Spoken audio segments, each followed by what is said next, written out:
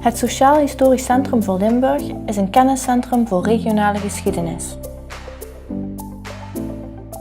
Misschien wel een van onze leukste collecties is die van de Vroedvrouwenschool.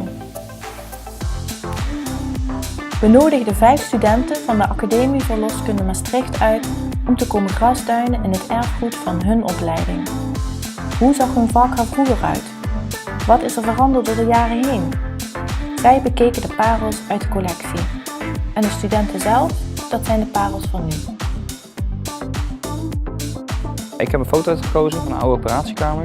Die is gemaakt in het Sint-Elisabeth ziekenhuis. Ja, wat zo bijzonder is aan deze foto is eigenlijk het verschil van toen en nu. Nu in het ziekenhuis heb je dan echt zo'n sluis en hier heb je eigenlijk gewoon een normale huiskamerdeur. Ik heb examenonderwerpen uitgekozen uit 1981 voor de derdejaars studenten en dat ben ik zelf nu ook. En ik herken alles van de onderwerpen die we ook behandelen op dit moment. Dit is het werkboek Verloskundige Theorie.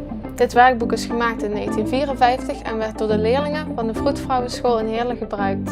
De theorie die daarin staat gebruiken wij nog als verloskundige in opleiding. Niet alleen het beroep van vroedvrouw zelf is zwaar en veeleisend, ook van de opleiding tot vroedvrouw kan dit gezegd worden. In korte tijd moet veel theoretische kennis worden verworven. Veel tijd voor ontspanning kan niet gegeven worden. Dit is nog steeds zo. De keuze van deze studenten is slechts een greep uit de collecties van het Sociaal Historisch Centrum voor Limburg. We beheren namelijk nog meer parels. Nieuwsgierig?